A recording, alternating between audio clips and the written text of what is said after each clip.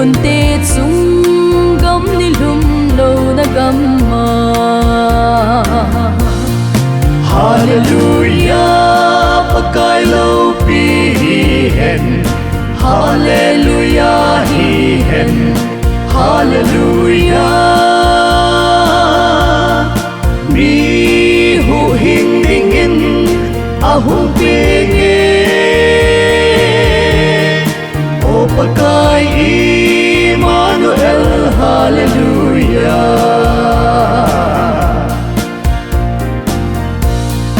ho sunga chun thi san lu a long ha Giêsu thi san lo pi Calvary a chon si thin na ding nga hung lung chu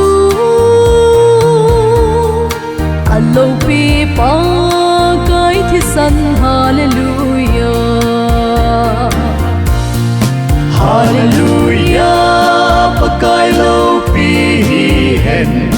Hallelujah hi hen Hallelujah mi hu hing ding in ahung pi ge o pakai Emmanuel Hallelujah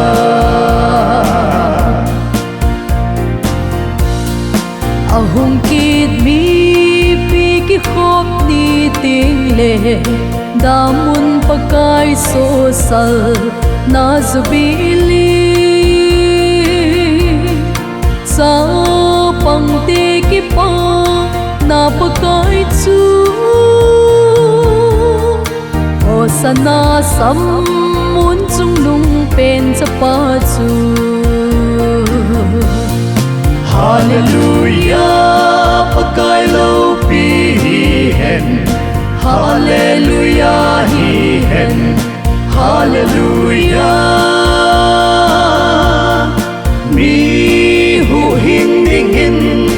ahung pi ge o pakai Emmanuel Hallelujah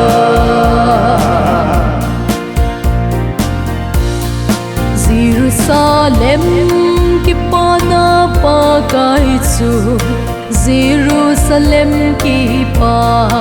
na pakai chu pakai min na hum te ki pa u alo pi pakai thi san hallelujah Hallelujah pakai lo pi hen